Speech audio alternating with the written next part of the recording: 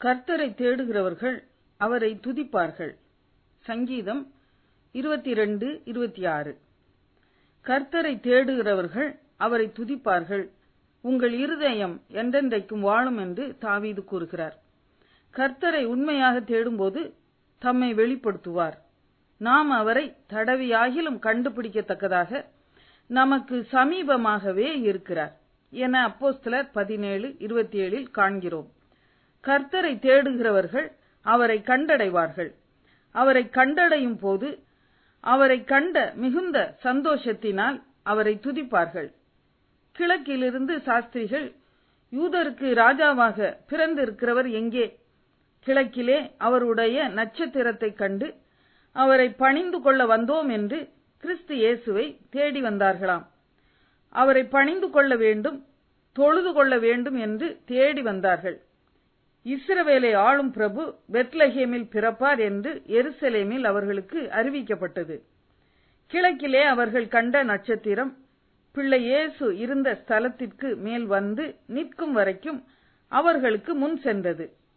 அந்த நட்சத்திரத்தை அவர்கள் கண்டபோது மிகுந்த ஆனந்த சந்தோஷமடைந்தார்கள்.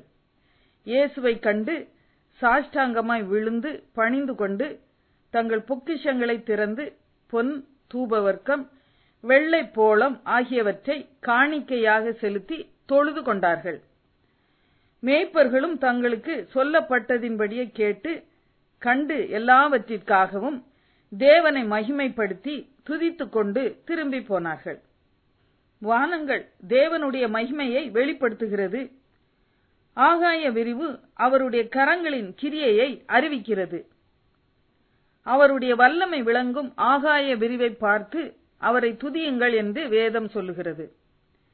வேத வாக்கியங்களை தியானியுங்கள், ஜெபியுங்கள், துதியுங்கள்.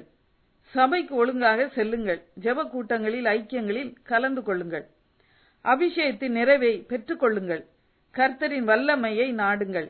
இவ்விதமாக நீங்கள் கர்த்தரை தேடும்போது அவர் தம்மை உங்களுக்கு வெளிப்படுத்துவார். நீங்கள் அவரை துதிப்பீர்கள். உங்கள் இருதயம் வாழும். ஜெபம். கர்த்தாவே, உம்மை முழு இருதயத்தோடும் தேடுகிறேன். உண்மையாய் உம்மை தேடுகிறேன், துதிக்கிறேன். என் இருதயம் வாழும்படி என்னை ஆசீர்வதியும். ஆமேன்.